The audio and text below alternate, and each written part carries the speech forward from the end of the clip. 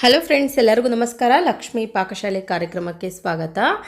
ಇನ್ನೇನೋ ಹಾಲಿಡೇಸ್ ಇದೆ, ಮಕ್ಕಳು ಮನೇಲೇ ಇರ್ತಾರೆ. ಸೊ ಸಂಜೆ ಆದರೆ ಸಾಕು, ಅಮ್ಮ ಹೊಟ್ಟೆ ಹಸಿವಾಗ್ತಿದೆ ಏನಾದರೂ ಕೊಡಿ ಅಂತ ಅಂತಾರೆ. ಅಂಥ ಟೈಮ್ನಲ್ಲಿ ನಾವು ತುಂಬ ಸಿಂಪಲ್ಲಾಗಿ ಮನೇಲೇ ಒಂದು ಅಥವಾ ಎರಡು ಆಲೂಗಡ್ಡೆಯಲ್ಲಿ ಈ ಥರ ಸ್ನ್ಯಾಕ್ಸ್ ಮಾಡಿಕೊಡ್ಬಹುದು. ತುಂಬ ಟೇಸ್ಟಿಯಾಗಿರುತ್ತೆ ಮತ್ತು ತುಂಬ ಹೆಲ್ದಿಯಾಗಿ ಕೂಡ ಇರುತ್ತೆ. ಮಕ್ಕಳಂತೂ ತುಂಬ ಇಷ್ಟಪಟ್ಟು ತಿಂತಾರೆ ನಿಜವಾಗ್ಲೂ. ಖಂಡಿತ ಫ್ರೆಂಡ್ಸ್, ನೀವು ಕೂಡ ಟ್ರೈ ಮಾಡಿ. ಮಾಡೋದು ಕೂಡ ತುಂಬ ಸುಲಭವಾಗಿದೆ. ಬನ್ನಿ ಹಾಗಿದ್ರೆ ಈ ಇನ್ಸ್ಟೆಂಟಾಗಿ ಈಸಿಯಾಗಿ ಮಾಡುವಂತಹ ಪೊಟೊಟೊ ಸ್ಟಿಕ್ನ ಯಾವ ಥರ ಮಾಡ್ಕೊಳ್ಳೋದಂತ ನೋಡೋಣ. ಮೊದಲೇದಾಗಿ ನಾನಿಲ್ಲಿ ಒಂದು ಆಲೂಗಡ್ಡೆ ತೊಗೊಂಡಿದ್ದೀನಿ. ಆಲೂಗಡ್ಡೆನ ಕ್ಲೀನಾಗಿ ವಾಶ್ ಮಾಡ್ಕೊಂಡಿದ್ದೀನಿ ನೀರಿನಲ್ಲಿ. ಈ ಥರ ವಾಶ್ ಮಾಡ್ಕೊಂಡ ನಂತರ ಮೊದಲಿಗೆ ಸಿಪ್ಪೆ ತೆಗೆದುಕೊಳ್ಳೋಣ. ಈ ಥರ ಸಿಪ್ಪೆ ತೆಗೆಯೋದಿರುತ್ತೆ ನೋಡಿ, ಅದರಿಂದ ಚೆನ್ನಾಗಿ ಇದನ್ನು ತೆಗೆದುಕೊಳ್ಳಿ ಪೀಲರಿಂದ. ತುಂಬ ಈಸಿಯಾಗಿ ಮಾಡ್ಬೋದು ಫ್ರೆಂಡ್ಸ್, ಇದನ್ನು ಏನು ಕಷ್ಟ ಇಲ್ಲ. ಸೊ ನನ್ನ ಮಗಳು ಕೂಡ ತುಂಬ ಇಷ್ಟಪಟ್ಟು ತಿಂದಳು.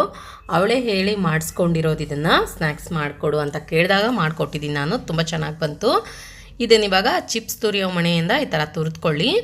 ಸ್ವಲ್ಪ ಚೆನ್ನಾಗಿ ದಪ್ಪದಾಗಿಯೇ ತುರಿದುಕೊಳ್ಬೇಕು, ಯಾಕಂದರೆ ಅದು ನಮಗೆ ಅಲ್ಲಿ ಫೋಲ್ಡ್ ಮಾಡೋದಕ್ಕೆ ಬೇಕಾಗುತ್ತೆ. ಲಾಸ್ಟಲ್ಲಿ ಚೆಕ್ ಮಾಡ್ಕೊಳ್ಳಿ ನೀವು ತುರಿಯೋದು ಯಾವ ಥರ ಬರ್ತಾ ಇದೆ ಅಂತ. ಮೊದಲಿಗೆ ನಾನಿಲ್ಲಿ ಒಂದೇ ಆಲೂಗಡ್ಡೆಯಲ್ಲಿ ಮಾಡಿದ್ದೀನಿ, ಇಷ್ಟೊಂದು ಸ್ನ್ಯಾಕ್ಸ್ ಆಗಿದೆ. ನಾನು ತೊಗೊಂಡಿರೋ ಆಲೂಗಡ್ಡೆ ತುಂಬ ದೊಡ್ಡದಾಗಿತ್ತು, ಹಾಗಾಗಿ ಒಂದೇ ಆಲೂಗಡ್ಡೆಯಿಂದ ಮಾಡಿರೋದು. ಮತ್ತು ನೀವು ಈ ಥರ ತುರಿದ್ಕೊಂಡ ನಂತರ ಇಮಿಡಿಯೇಟಾಗಿ ಒಂದು ಪಾತ್ರೆಯಲ್ಲಿ ನೀರು ಹಾಕ್ಬಿಟ್ಟು, ಕೋಲ್ಡ್ ನೀರೇ ಹಾಕ್ಕೊಳ್ಳಿ ನಾರ್ಮಲಾಗಿ. ಅದಕ್ಕೆ ಸ್ವಲ್ಪ ಉಪ್ಪು ಹಾಕ್ಬಿಟ್ಟು ಆ ನೀರಿಗೆ ಹಾಕ್ಕೊಳ್ಬೇಕು ಇದನ್ನು. ಅಂದರೆ ನಮಗೆ ಸ್ನ್ಯಾಕ್ಸ್ ಫ್ರೈ ಮಾಡಿದಾಗ ತುಂಬ ಕ್ರಿಸ್ಪಿಯಾಗಿ ಬರುತ್ತೆ ಉಪ್ಪಿನ ನೀರಿನಲ್ಲಿ ಹಾಕಿಡೋದ್ರಿಂದ. ಮತ್ತು ಇನ್ನೊಂದು ಏನಂದರೆ ಕಪ್ಪಾಗಲ್ಲ, ಹೊರಗಡೆ ಇಟ್ಟರೆ ಆಲೂಗಡ್ಡೆ ಕಪ್ಪಾಗಿಬಿಡುತ್ತೆ. ಈ ಉಪ್ಪಿನ ನೀರಿನಲ್ಲಿ ಹಾಕಿಡೋದ್ರಿಂದ ಕಪ್ಪು ಕೂಡ ಆಗಲ್ಲ, ತುಂಬ ಕ್ರಿಸ್ಪಿಯಾಗಿ ಕೂಡ ಬರುತ್ತೆ.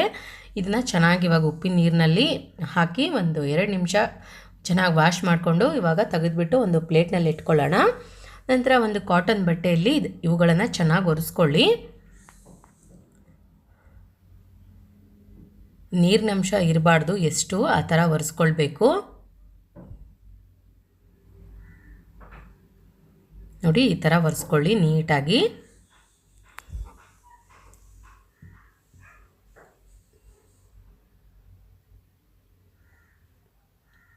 ಈ ಥರ ಒರೆಸ್ಕೊಂಡ ನಂತರ ಇವಾಗ ಒಂದು ಪ್ಲೇಟ್ನಲ್ಲಿ ಎತ್ತಿಟ್ಕೊಳ್ಳೋಣ. ಈ ಆಲೂಗಡ್ಡೆನ ಎತ್ತಿಟ್ಕೊಂಡ ನಂತರ ಇದಕ್ಕಿವಾಗ ಮೇಲ್ಗಡೆ ಹಿಟ್ಟು ಹಾಕ್ಕೊಳ್ಳಿ. ಕಾರ್ನ್ಫ್ಲೋರ್ ಹಿಟ್ಟು, ಅಚ್ಚ ಕನ್ನಡದಲ್ಲಿ ಮೆಕ್ಕೆಜೋಳ ಹಿಟ್ಟು ಕೂಡ ಅಂತಾರೆ. ನಿಮಗೆ ಈಸಿಯಾಗಿ ಎಲ್ಲ ಕಿರಾಣಿ ಅಂಗಡಿಗಳಲ್ಲೂ ಸಿಗುತ್ತೆ ಈ ಹಿಟ್ಟು. ಈ ಥರ ಕೈಯಿಂದನೇ ಸ್ವಲ್ಪ ಆಲೂಗಡ್ಡೆಗೆ ಹತ್ಬೇಕದು, ಆ ಥರ ಹಚ್ಕೊಳ್ಳಿ ಹಿಟ್ಟನ್ನು. ಈ ಥರ ಹಚ್ಚಿದ ನಂತರ ಇವುಗಳನ್ನು ಇವಾಗ ಈ ಥರ ಫೋಲ್ಡ್ ಮಾಡ್ಕೊಂಡ್ಬಿಟ್ಟು ಒಂದು ಟೂತ್ ಪಿಕ್ಕನ್ನು ಸೇರಿಸ್ಕೊಳ್ಳಿ ಅದರಲ್ಲಿ. ನೋಡಿ ನಾನು ತೋರಿಸ್ತೀನಿ. ನೀಟಾಗಿ ರೋಲ್ ಮಾಡ್ಕೊಳ್ಳಿ. ರೋಲ್ ಮಾಡ್ಕೊಂಡ್ಬಿಟ್ಟು ಒಂದು ಟೂತ್ ಪಿಕ್ ಹಾಕ್ಕೊಳ್ಳೋಣ ಸೆಂಟ್ರಲ್ಲಿ.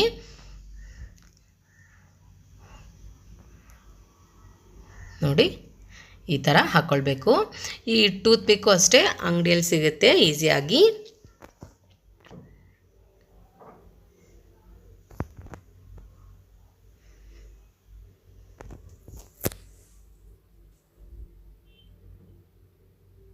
ನಿಮಗೆ ಒಟ್ಟೊಟ್ಟಿಗೆ ಒಂದು 2 ಆಲೂಗಡ್ಡೆ ಚಿಪ್ಸ್ ಕೂಡ ಫೋಲ್ಡ್ ಮಾಡಿಬಿಟ್ಟು ಮಾಡ್ಕೊಳ್ಬಹುದು. ಆದರೆ ಅಷ್ಟು ಕ್ರಿಸ್ಪಿನೆಸ್ ಆಗಿ ಬರಲ್ಲ ಅಂತ ನಾನಿಲ್ಲಿ ಒಂದೊಂದೇ ಹಾಕ್ತಾಯಿದ್ದೀನಿ ನೋಡಿ. ಇವಾಗ ನಾನಿಲ್ಲಿ ಎಲ್ಲದನ್ನು ರೆಡಿ ಮಾಡಿಬಿಟ್ಟು ಇಟ್ಕೊಂಡಿದ್ದೀನಿ. ನಂತರ ಗ್ಯಾಸ್ ಆನ್ ಮಾಡ್ಕೊಂಡ್ಬಿಟ್ಟು ಒಂದು ಪಾತ್ರೆಯಲ್ಲಿ ಎಣ್ಣೆ ಕಾಯಕ್ಕೆ ಇಟ್ಕೊಂಡಿದ್ದೆ. ಎಣ್ಣೆ ಇವಾಗ ಚೆನ್ನಾಗಿ ಕಾದಿದೆ. ಕಾದಿರುವಂತಹ ಎಣ್ಣೆಗೆ ನಿಧಾನಕ್ಕಾಗಿ ಒಂದೊಂದೇ ಸ್ಟಿಕ್ಗಳನ್ನು ಹಾಕ್ಕೊಳ್ಳಿ.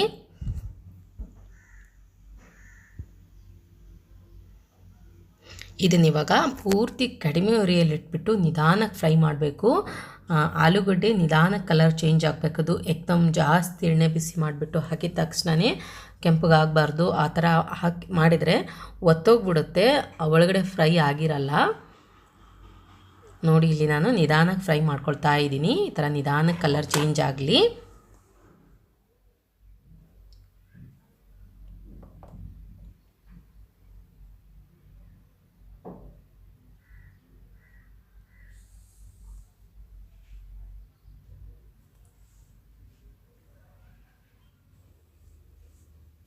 ಓಕೆ ನೋಡಿ, ಇವಾಗಿದು ಕಲರ್ ಚೇಂಜ್ ಆಗಿಬಿಟ್ಟು ರೆಡಿಯಾಗಿದೆ. ತೆಗೆದುಬಿಟ್ಟು ಒಂದು ಪ್ಲೇಟ್ನಲ್ಲಿ ಎತ್ತಿಟ್ಕೊಳ್ಳೋಣ. ಮಕ್ಕಳಿಗೆ ಕೊಡುವಾಗ ಇದ್ರ ಜೊತೆಯಲ್ಲಿ ಸಾಸ್ ಜೊತೆಗೆ ಕೊಡಿ, ಇನ್ನೂ ಇಷ್ಟಪಟ್ಟು ತಿಂತಾರೆ. ಟೊಮೊಟೊ ಕೆಚಪ್ ಅಥವಾ ಸಾಸು ತುಂಬ ಚೆನ್ನಾಗಿ ಟೇಸ್ಟ್ ಕೊಡುತ್ತೆ. ಎಲ್ಲ ಆಲೂಗಡ್ಡೆನೂ ನಾನು ಇಲ್ಲಿ ಈ ಥರ ಫ್ರೈ ಮಾಡ್ಕೊಳ್ತಾ ಇದ್ದೀನಿ.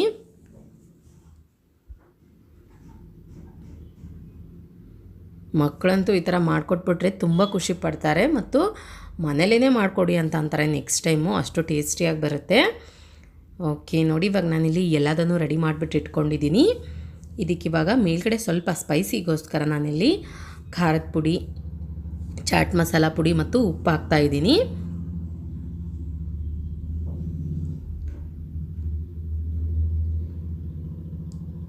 ಇದನ್ನು ಚೆನ್ನಾಗಿ ಮಿಕ್ಸ್ ಮಾಡ್ಕೊಂಡ್ಬಿಟ್ಟು ಸರ್ವ್ ಮಾಡ್ಕೊಳ್ಳಿ. ಬಿಸಿ ಇರುವಾಗಲೇ ತುಂಬ ಕ್ರಿಸ್ಪಿನೆಸ್ ಆಗಿ ಬಂದಿದೆ.